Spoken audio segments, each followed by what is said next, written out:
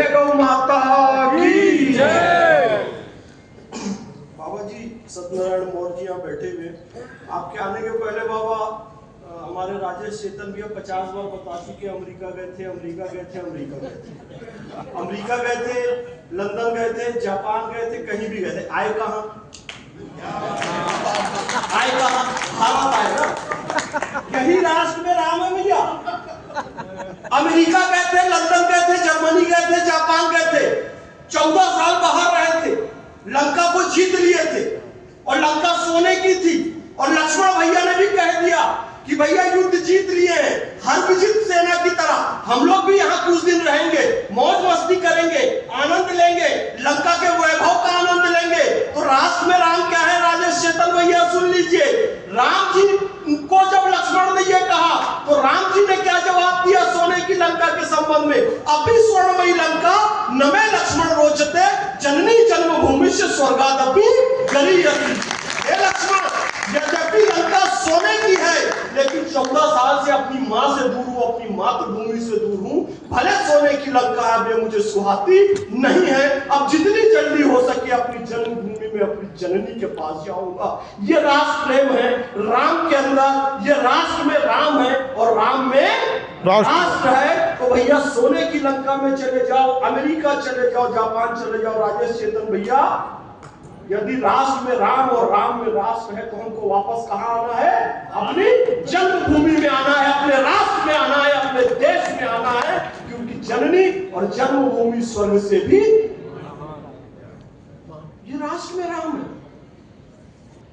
पवन तनय संकट हरण मंगल मूर्ति रूप राम लखन सीता सहित। बस दो पवन है भैया, महाराज जी चरण स्पर्श करता और ये विषय पहले ही हो चुका है। परिवार में राम, राष्ट्र की सबसे छोटी इकाई। पवन जी दोनों अपने आप को समझ ले। जब मैं पवन कहता हूं गुरु जी आपके चरणों में ना, पवन जी आपके चरणों में, जब जब पवन कहूं पवन स्क्वायर समझिएगा। राष्ट्र में राम और राष्ट्र की सबसे छोटी इकाई परिवार, और परिवार का सबसे महत्वपूर्ण स्थान किचन, और किचन का सबसे महत्वपूर्ण चीज बर्तन। और ये कहावत कि जहां 4 बर्तन होंगे पवन जी उसमें आवाज खड़केंगे। जहां 4 बर्तन होंगे पवन जी खड़केंगे, बर्तन खड़केंगे।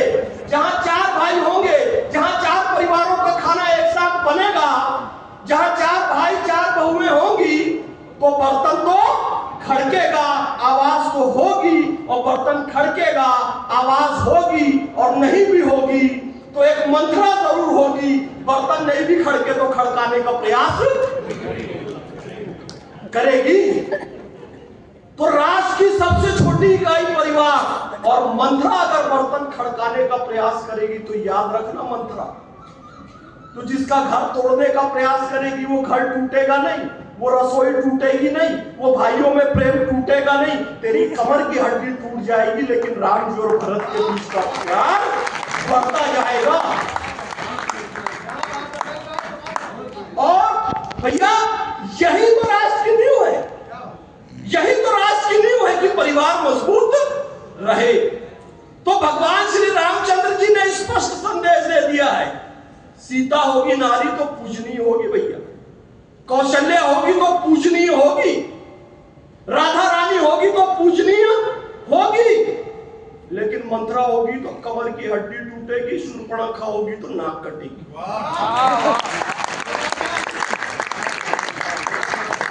और राष्ट्र का पतन तभी होता है जब राजा विलासिता में पर स्त्री के चक्कर में पड़ता है, बड़े बड़े राष्ट्र समाप्त हो गए। तो राम जी ने स्पष्ट संदेश दिया, the most beautiful girl of the world Shurpanakha सामने से आके प्रपोजल दे, लेकिन राजा वही कि घर में अगर मेरी सीता है तो बाहर की कोई विश्व सुंदरी शूर्पणखा आ जाए, मां बहन बेटी के रूप में तो स्वीकार है, पत्नी के रूप में स्वीकार नहीं। तब तो राष्ट्र चलेगा जब राजा का व्यक्तित्व ऐसा हो। बाबा सत्यनारायण मौर्य जी कि जब आप यहाँ नहीं आए थे तो हमारे राजेश चेतन भैया ने हमारे भाई साहब कहाँ गए, उनको बैठाया, आपकी गद्दी पर गौरव भैया को, कहां है, खड़े हो जाओ। गौरव भैया को यह कहकर बैठाया कि जब तक बाबा नहीं आ जाते आप उनके खड़ाऊ के रूप में बैठे रहेंगे। तो राजा का यह व्यक्तित्व होता है कि उनका खड़ाऊ बनने पर भी जनता को गर्व महसूस हो, तब राष्ट्र चलता है। राजा का खड़ाऊ बनने में भी हमें गर्व की अनुभूति हो, तब राष्ट्र चलता है। राजा का व्यक्तित्व ऐसा होना चाहिए कि नहीं होना चाहिए?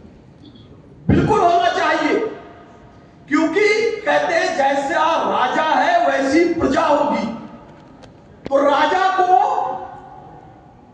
अपना व्यक्तित्व ऐसा बनाना चाहिए कि वो जनता के लिए एक आदर्श उपस्थित कर सके। देखिए, मैं आपको एक बात बताना चाहता हूं। पुलिस में राम कहा तो भैया देखिए, आप कहेंगे और रामचरितमानस में, रामायण में इतना प्रसंग निकल आएंगे। मैं एक प्रसंग जरूर कहूंगा, क्योंकि राष्ट्र में सेना का और पुलिस का बहुत महत्वपूर्ण योगदान होता है। तो ये राष्ट्र में राम का ही अंग है, पुलिस और राम, सेना और राम। आप देखिए, हनुमान जी 6 दरवाजा पार कर रहे बाबा जी।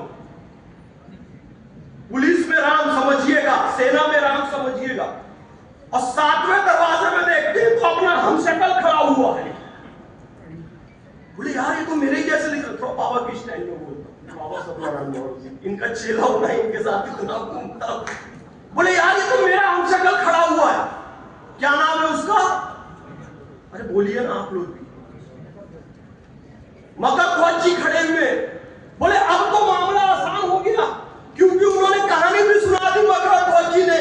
वो जब आप लंका का दहन किए थे और अपनी अग्नि बुझाने समुद्र में गए थे, तो आपके पसीने की बूंद गिर गई थी, तो उसको एक मकड़ी ने उसके शरीर में चली गई थी। फिर वो मकड़ी यहाँ पर आई पाताल लोक में, फिर उनके गर्भ को चीरा गया, तो मैं निकला, मैं तो आप ही का पुत्र हूं महाराज, तो आपकी तरह ही दिखूंगा।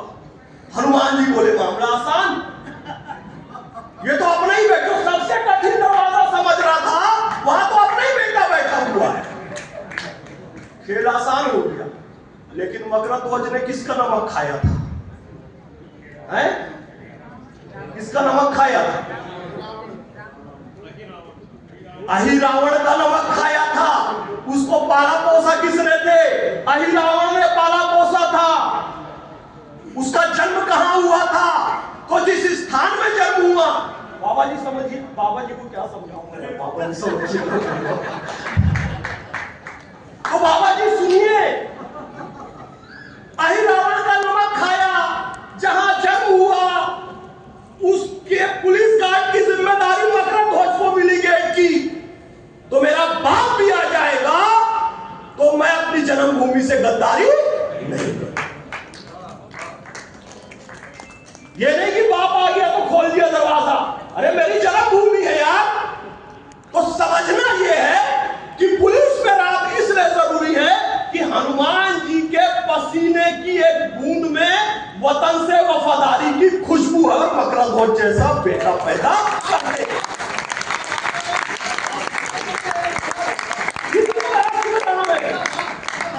इसलिए राष्ट्र में राम है, और इसलिए पुलिस में हनुमान की जरूरत है, राम की जरूरत है सेना में, क्योंकि उनके पसीने की एक बूंद में वतन से मोहब्बत की खुशबू है, जो मकरध्वज ने सिद्ध करके बताया। अपने बाप से युद्ध किया, लड़ाई की, भले हारा, और हारा नहीं जीत गया, क्योंकि जब राम जी को पता चला ये कौन है तुम्हारी शक्ल वाला, तो कहिए तो मेरा पुत्र है, कहीं इसको राजा बनो। तो मकरध्वज को भी राजा बनाया राम जी ने, क्योंकि वफादार वतन का। ये राष्ट्र में राम है। यदि हमने इन सब प्रतीकों को नहीं समझा बाबा, तो ये टुकड़े गैंग वाले, ये कॉकरोच वाले इस देश को बर्बाद करने में कोई कसर नहीं छोड़ेंगे, क्योंकि वहां बहुत सारे ढपली बजाने वाले, ढोलक बजाने वाले और महिला होने का विक्टिम कार्ड खेलने वाले बहुत सारे लोग वहां पर मौजूद हैं। लेकिन फिर कह दिया महिला सीता की तरह होगी तो पूजनी होगी, और देश को टुकड़े करने वाली इशरत जहां होगी, आतंकवादी होगी। बाबा आप ही कहते हैं, उसको भी गोलियों का सामना करना पड़ेगा। तो इस बात को समझने की आवश्यकता है, सिख हिंदू नहीं है, जाट हिंदू नहीं है, दक्षिण भारतीय हिंदू नहीं है, जैन हिंदू नहीं है। अभी एक कह रहा था ना कोई, उस पर डिबेट भी चला हुआ, आप देश में बाहर थे, देश से बाहर थे। मैं एक बात स्पष्ट कहूंगा, बस अपनी वाणी को विराम दूंगा, गुरुजी को सुनना है, क्योंकि 10 मिनट का समय मिला था, 10 मिनट पूरा हो चुका है। क्योंकि करंट अफेयर के दो बड़े महत्वपूर्ण विषय आज जो चल रहे हैं, जो हमारे देश को तोड़ने के लिए, कॉकरोच, और दूसरा है जो स्टेटमेंट आया मौलाना नोमानी का, कि हिंदू अल्पसंख्यक है, क्योंकि सिख भी हिंदू नहीं है, दक्षिण भारतीय भी हिंदू नहीं है, आदिवासी भी हिंदू नहीं है। ये स्टेटमेंट आया। राम जी की सेना में कौन था जी? वनवासी थे, आदिवासी थे, शबरी थी, भील थे, केवट थे। ये राम जी की सेना में चल रहे हिंदू नहीं है। कहे जाट हिंदू नहीं है, जाट हिंदू नहीं है। थाली भरकर लाई खींचड़ो, ऊपर घी की बाट की, जीवो मारा श्याम घड़ी जिमावे बेटी। अब जाट की बेटी कृष्ण जी को जिमाने आ रही है। कृष्ण जी कौन से इस्लाम के और ईसाइयों के खलीफा हैं? अरे हिंदू धर्म के हैं भाई, और जाट की बेटी उन्हें और भर के खींचने जिमा रही है। ऐसा नहीं है एक दो कटोरी छोटी सी बेटी और घी की बाट की लाई है, कौन? जाट की बेटी लाई है। और जाटों के कुल देवता कौन है जी? वीर तेजा जी महाराज, जो कि गोरक्षक के रूप में प्रसिद्ध है। कहते जाट हिंदू नहीं है। कमाल की बात करते हैं, कहते दक्षिण भारतीय द्रविड़ सभ्यता हिंदू नहीं है बोलो। अरे दक्षिण भारत से आदि शंकराचार्य जी आते हैं बाबा जी, और मध्य प्रदेश में आते हैं, ओंकारेश्वर के तट पर बैठते हैं और नर्मदा मैया की शान में लिखते हैं, सबिंदु सिंधु सुस्खल तरंग भंग रंजितम दुशस्तु पाप जात जात कारिवारी संयुतम कृतांत दूत कालभूत प्रीतिहारी वर्मदे त्वदीय पाद